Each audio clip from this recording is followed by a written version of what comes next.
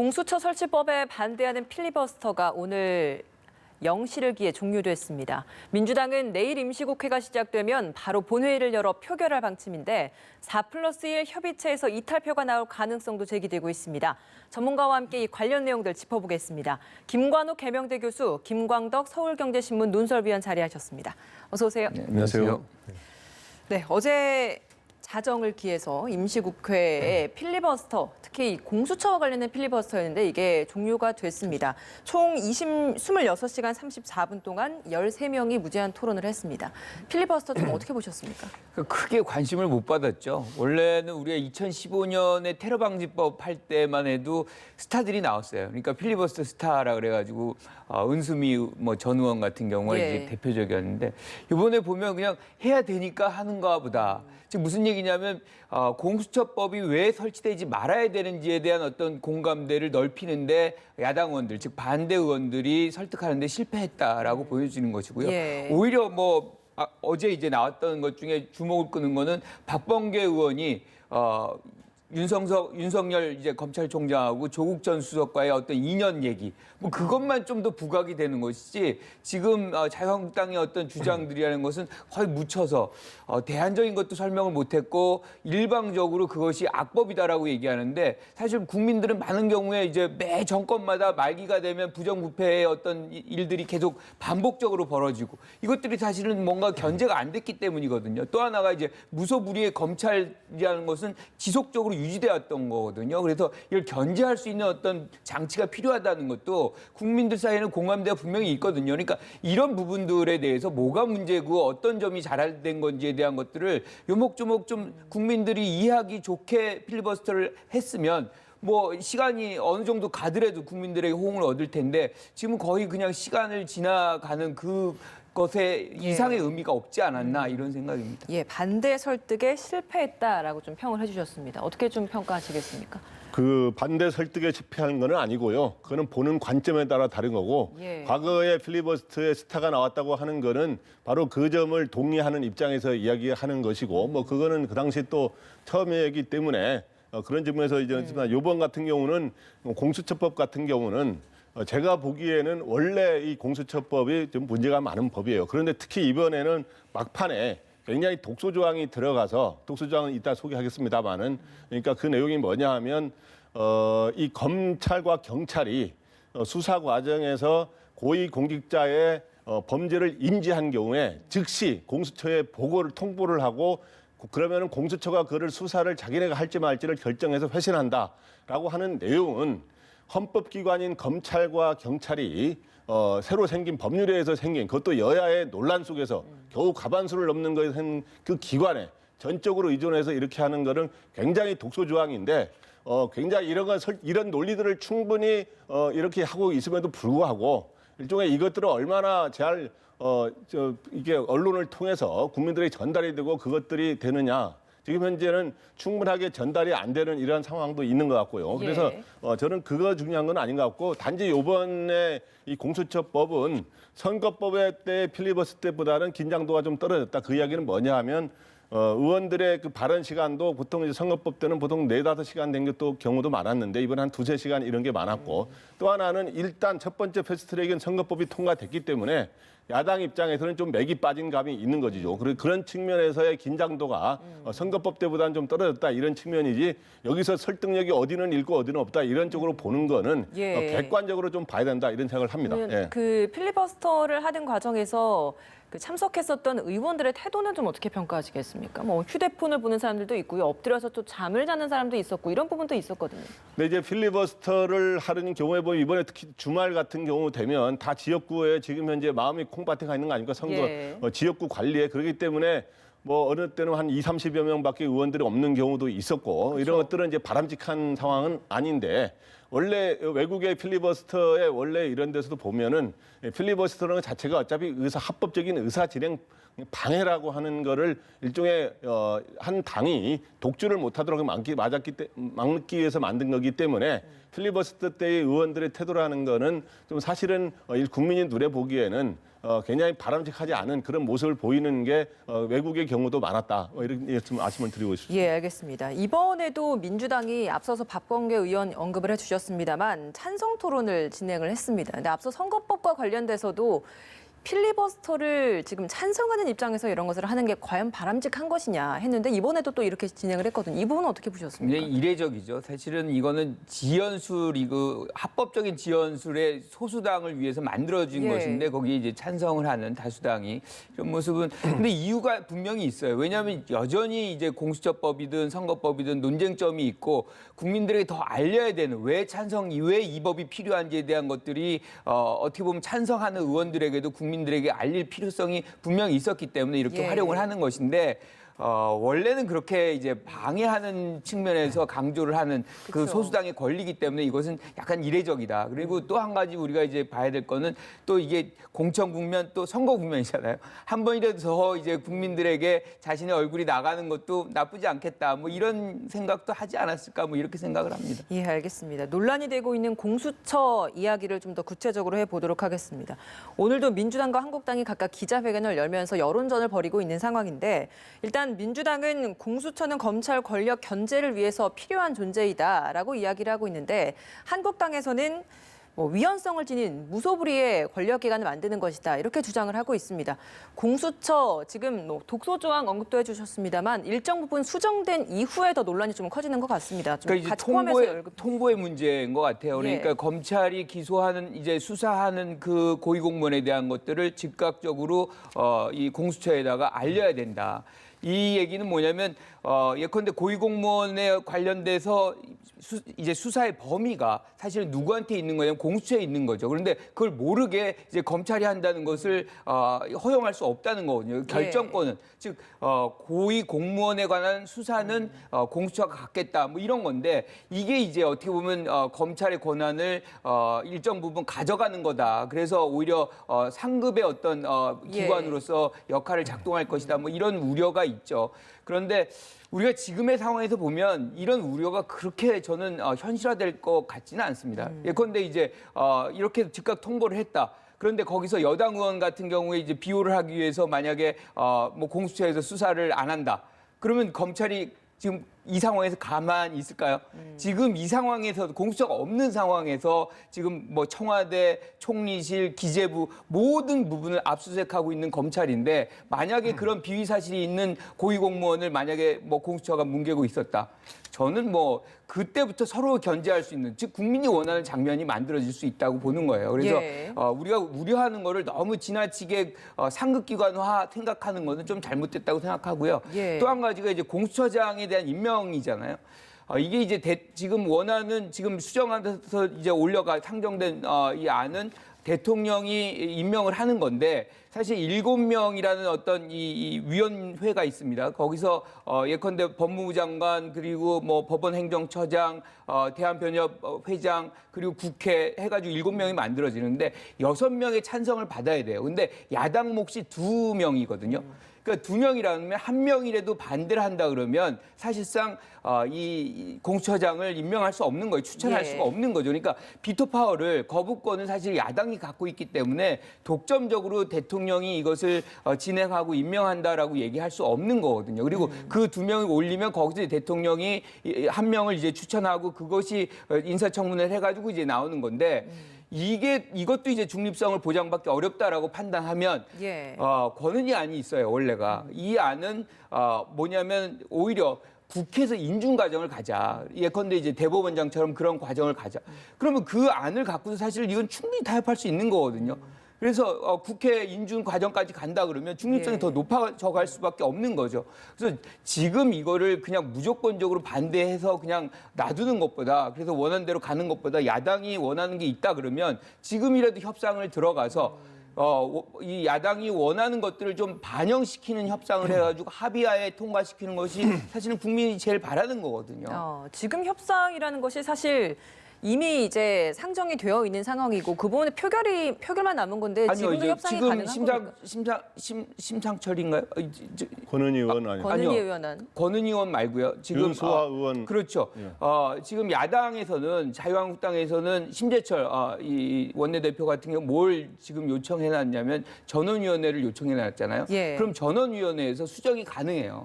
그러니까 그 상황에서 같이 논의를 한다 그러면 예. 또 그 기회가 있는 거기 때문에 무조건 반대한다기보다는 이렇게 좀 타협하는 그런 부분들이 좀 나와줬으면 하는 생각입니다. 예, 한국당 심재철 원내대표가 전원위원회 소집한 그 부분을 좀 언급을 해주면서 그걸로 통해서 좀 수정을 하는 시간을 좀 더 가져야 한다라는 얘기를 해주신 것 같습니다.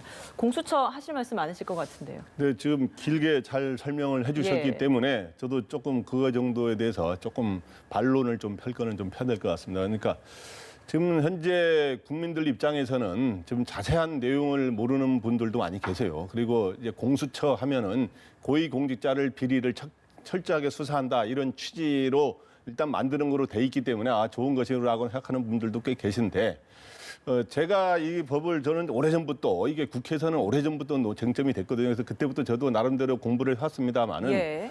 제가 보기에는 문제가 굉장히 많은 법입니다. 원래 공수처법 자체가 문제가 많은 건데 뭐냐 하면 첫째, 우리 정치가 뭐 다른 것도 많습니다만은 세계에서 유일하게 실험하는 것들이 많아요. 이것도 처음 유일하게 실험하는 거예요. 그러니까 반부패, 검찰과 경찰이 하는 반부패 수사기관이 있는 나라는 이런 유사한 나라는 이번에도 법안에 들어있습니다. 싱가포르라든가 홍콩 등이 있는데 거기에서도 이런 반부패 수사관이 기소권까지 갖지는 않아요. 왜냐하면 그런데 우리나라만 유독 기소권까지 갖는 나라를 아마 찾아보기가 어려울 겁니다. 아마 있으면 말씀해 주시고요. 그런데 기소권을 가질 뿐만 아니라 이번에 막판에 들어간 조항에 보면 아까 제가 이야기했던 것처럼 검경이 수사하다가 범죄 혐의가 발견되면은 예. 바로 통보를 하면은 공수처가 수사하겠다 그러면 검찰이 수사할 수 없게 돼 있어요. 그러다 보면 예를 들어서 지금 청와대가 조국 장관 일각 의혹이라든가 유재수 감찰 중단이라든가 울산시 선거 개입 의혹을 전면 부인하고 있지 않습니까? 오히려 청와대 같은 경우는 그런 게 나오면 철저하게 수사해라, 성역을 수사해라 하는 게 과거에 최소한 대통령들이 어떤 속으로 어떤 생각을 가졌든 그런 게 이제 대통령들의 그동안 지시 사항이었어요. 그런데 지금은 이제 그거를 적극 청와대가 변호하고 있는 상황이 됐는데 이런 거를 과연 대통령이 임명한 공수처장이 수사를 하겠다 그러면 그걸 철저하게 수사할 가능성이 저는 높지 않다고 봅니다. 그렇기 예. 때문에 그런 문제들이 있는 것이고 그리고 또 아까 이야기했지만 야당 의원이 그 추천위에 공수처장 할 때 2명이 들어가는데 야당 의원이 2사람 중에서 그러니까 한 명 제고 나머지 6명이 동의하면 추천이 되는 거거든요. 그런데 야당 의원의 야당의 추천에 그 후보가 할 때 한국당은 제가 보기에 1명밖에 나올 가능성이 없고 다른 야당인 경우는 저는 정의당이라든가 다른 당에서 이런 후보 추천을 할 가능성이 높습니다. 그러다 보면 결국에는 4+1에 들어간 정당이 있을 수가 있기 때문에 결국에는 한국당은 이거를 견제할 수 있는 힘이 없다. 그런 점에서 이거는 세계에도 사례가 없는 것이기 때문에 이거는 굉장한 독소 조항이다 이런 생각이 듭니다. 예. 아니, 근데 지금 현 상황에서만 이거를 바라보는 건 좀 잘못됐다고요. 정권은 넘어갑니다. 넘어가고 또 다른 상황에서 반대로 민주당이 이걸 받아들이는 상황이 있을 수 있어요. 그래서 한쪽 편에 지금의 상황에서 모든 걸 해석하면 좀 그건 잘못됐다고 생각을 하고요. 예. 기소권 아까 말씀하셨는데 기소권을 모두 가진 게 아니에요. 지금 이 공수처법에서 나와 있는 거는 유일하게 기소권은 검찰에 여전히 있는데 유일하게 공수처에서 가져가는 거는 판사, 검사, 그리고 경무관급 이상의 경찰, 즉 수사의 어떤 권한을 가지고 있는 분들이 자신과 또는 자신들이 연관된 사람들의 것을 이제 수사를 안 할 수 있는 그런 상황이 있기 때문에 기소를 안 할 수 있는 그런 가능성이 있기 때문에 요 영역만 기소권을 공수처에게 주는 것이고 알겠습니다. 나머지는 여전히 검찰이 보유하고 있습니다. 네, 간단하게만 나오면은 이제 팩트에 관한 문제니까 정권이 바뀌면 또 달라질 수 있지 않냐 그러는데 그렇게 간단한 문제가 아닙니다. 왜냐 그러면은 검사와 수사관을 이 정권에서 임명을 하게 되는데 이 정권에서 하게 되면 검사는 50% 이상 넘을 수 없다. 변호사를 하게 되면 변호사들이 민변 변호사들이 될 가능성이 굉장히 높습니다. 제가 보기에. 그렇게 되면 현 정권의 코드에 맞는 인사들이 임명될 가능성이 있는데 그 사람들의 임기가 어느 정도 보장이 돼 있기 때문에 다음 정권이 돼서도 그 사람들은 교체할 수가 없어요. 일단은 시간이 지나기 전까지는 공수처장 정도는 교체할 수가 있는 것이죠. 그래서 알겠습니다. 그런 문제들이 있고 아까 예. 말했지만은 외국에 어떻든 이러한 반부패 수사기관이 기소권을 갖는 경우는 없다. 그 말씀을 다시 한번 드립니다. 일단 이게 지금 상정이 되어 있는 상황이고 내일 임시국회 새로 열려서 본회의가 열리면 표결 처리에 들어갈 텐데 지금 이 상황에서 권인희 의원이 또 다른 수정안을 또 내놨단 말이죠. 뭐 시청자를 좀 이해를 돕기 위해서 4+1 협의체가 단일한 하나를 만들어냈고 거기에 대한 걸 지난 임시국회 때 상정을 한 상황에서 그 후에 이걸 표결을 하는 절차만 남아 있는 건데 여기에 대한 수정안이 지금 올라온 상황 아니겠습니까? 수정안 내용이 어떤 겁니까? 저는 이 권은희 의원이 지금 다시 수정을 냈는데 이걸 좀 이르게 좀 냈으면 어땠을까. 그래서 좀 여야 간에 이 안을 갖고서 또 논의할 수 있는 그런 장면들이 시간적인 충분한 시간이 있었으면 좀 합리적이고 생산적이었을 텐데라는 생각이 들고요. 일단은 예. 좀 차이점을 보면 이겁니다. 그러니까 아까 기소권을 말씀드렸는데 판사, 검사 그리고 경무관급 이상만 갖고 있는 것이 이제 공수처 원안이에요. 예. 그런데 권은희 안은 뭐냐면 검찰이 여전히 기소권을 갖고 있고 만약에 검찰이 기소를 행하지 않을 경우에만 그때만 공수처가 기소를 행하는 그런 장면입니다. 그리고 또 다른 차이점은 이제 공수처장의 임명에 관련된 건데 아까 말씀드린 원안은 제가 말씀드렸던 거니까 예. 다시 재론은 안 하고요. 권은희 안만 말씀드리면 권은희 안은 모든 이 인선은 국회에서 한다. 그러니까 대통령의 임명이라든가 이걸 다 배제하고 국회에서 독자적으로 한다는 것이고요.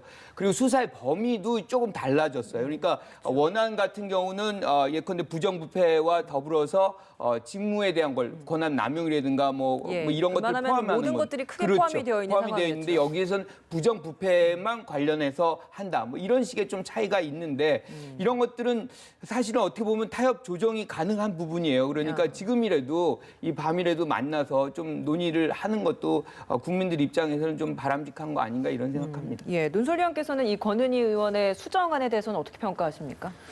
권은희 의원의 수정안은 최근에 이 지금 4+1 협의체에서 워낙 독소 조항이 들어간 걸 냈기 때문에 그거와 비교하면은 굉장히 그러한 우려를 조금 불식할 수 있는 이런 내용들이 아까 설명은 했기 예. 때문에 가령 외국의 반부패 수사기관은 기소권을 안 갖는데 여기서도 마찬가지로 이 공수처가 기소권을 안 갖는 거로 돼 있는 부분이라든가 이런 것들은 나름대로 합리적인 내용인 측면이 있어요. 그래서 저는 이런 정도라면 예. 여야가 진짜 우리나라 국가 수사기관 사정기관의 체계 자체를 변경하는 거 아닙니까?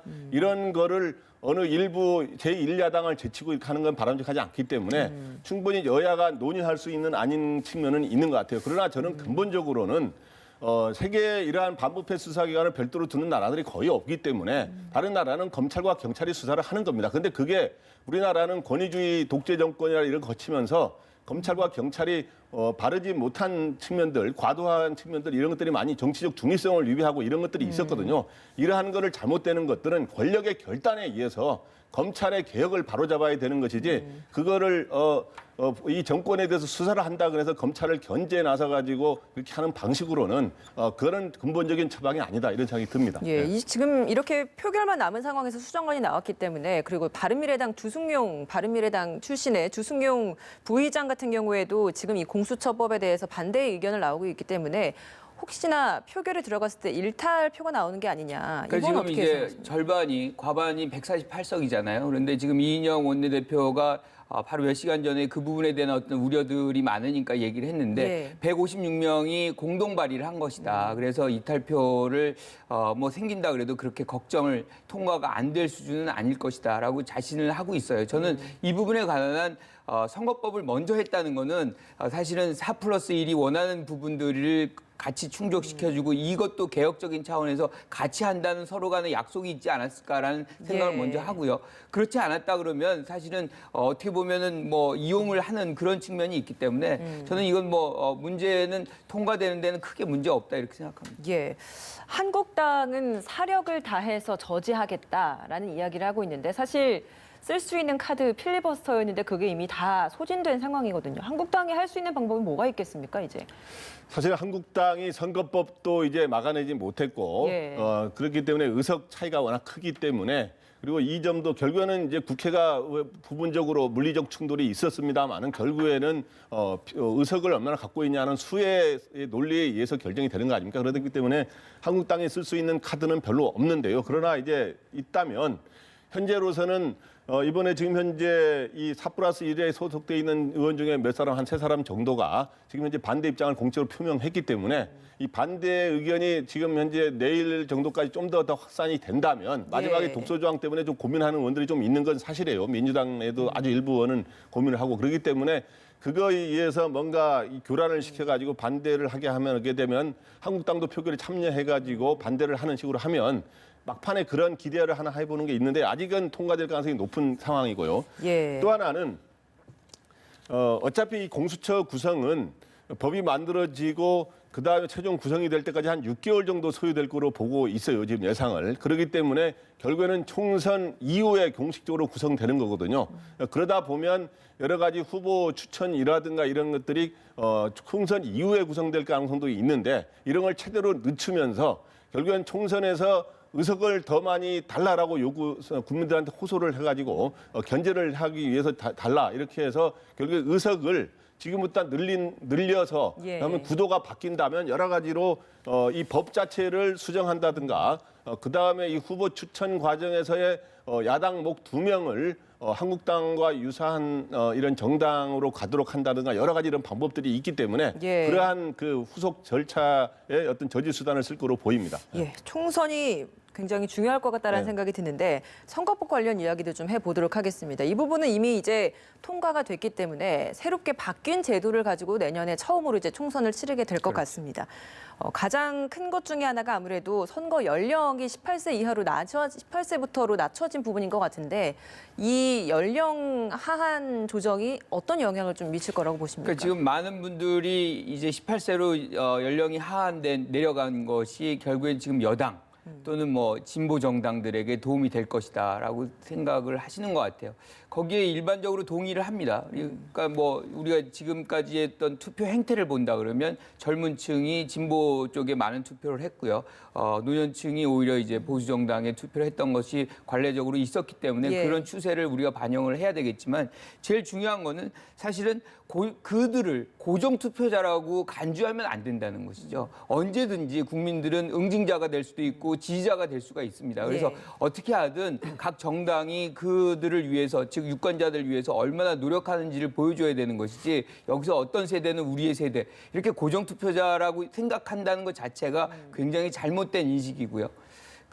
그런 상황으로 본다 그러면 지금 18세를 어느 방향에서 반드시 유리하다라고 얘기하기는 굉장히 어려워요. 그러니까 지금의 상황에서 20대 남성 투표자들이 굉장히 여권에 어떻게 보면 굉장히 부정적인 측면도 있거든요. 지금의 여론조사상으로 본다 그러면 지금의 우리가 생각했던 보통의 생각과는 좀 다르게 나타나고 있는 거잖아요. 그러니까 그런 것처럼 반드시 연령이 내려가는 그런 측면이 여당이나 진보 정당에 유리하다라고 판단하기는 좀 어렵습니다. 어떻게 좀 영향을 미칠 거라고 예상하십니까? 일단 18세로 낮춰짐으로 인해서 유권자가 50만이 늘어나는데 50만이 제가 보기에 다 투표하는 거는 아니지 않습니까? 그런데 일반적으로 아까 얘기했지만 젊은 층으로 가다 보면 아무래도 진보 세력 또는 현재 정당으로는 민주당이라든가 정의당 등 이런 데들이 좀 다소 유리하지 않겠냐는 분석이 우세한 건 사실인데 근데 이제 20대 초반으로 오면 좀 다른 현상은 뭐냐면 30, 40대는 민주당 지지 성향이 좀 비교적 강한데 20대는 지금 현재 무당층이 굉장히 높은 거로 나타나고 있어요. 그리고 내년 총선은 어떻든 정권에 대한 중간 어떤 일종의 평가 성격을 지니고 있기 때문에 이런 무당층들이 과연 투표를 안 하는 사람들도 있을 수 있고 여권에 대한 한국당 지지도 굉장히 낮습니다만은 민주당 지지도 그렇게 높지 않기 때문에 그게 이제 정권에 대한 심판 성격도 들 수 있어서 어느 정도 단정하긴 그렇고요. 단지 이제 이런 건 있습니다. 이제 18세로 좀 인하되는 게 좀 일부 보수층에서는 문제를 제기하는 시각도 있는데 제가 보기에는 좀 세계적인 추세가 18세로 인하된 나라들이 대다수예요. 그런데 우리나라에서 논란이 되는 거는 우리나라가 18세가 고3 학생들이 꽤 있다 보니까 고3도 전부가 아니고 4월 15일 이전, 내년 4월 15일 총선이기 때문에 이전 출생자이기 때문에 고3 교실이 좀 정치화되는 거 아니냐. 선거운동 무대가 되는 거 아니냐 하는 우려가 일부 있었는 건 사실입니다. 예. 한국당의 비례정당 창당도 좀 변수가 되지 않을까라는 생각도 듭니다. 뭐 심상정 대표는 재발등을 찍는 자충수다 뭐 이렇게 이야기를 하고 있긴 한데 실제로 이 부분이 어느 정도 좀 변수가 될 거라고 보세요? 그러니까 뭐 황교안 대표나 심재철 원내대표가 계속해서 이 선거법이 개정이 되면 이걸 만들겠다라고 얘기하니까 만들겠죠. 그런데 문제는 저는 심상정 의원의 얘기에 동의를 합니다. 왜냐하면 이것이 결국에는 민심이 좀이라도 더 의석수에 반영이 되는 어떤 선거법으로 바꾸자는 건데 예. 그런 어떤 원칙이냐 아니면 의석수에 연연해서 그런 원칙을 저버려서 비례 한국당이라는 아주 꼼수 정당을 만들어내느냐. 뭐 이런 얘기를 한다 그러면 선거 국면에서 누가 그런 유사 정당을 일종의 페이퍼 정당이에요. 페이퍼 정당을 만드는데 국민들이 동의하겠느냐. 특히나 이제 수도권 같은 경우는 굉장히 우리가 여태까지 봤지만 미세한 차이로 당락이 결정돼요.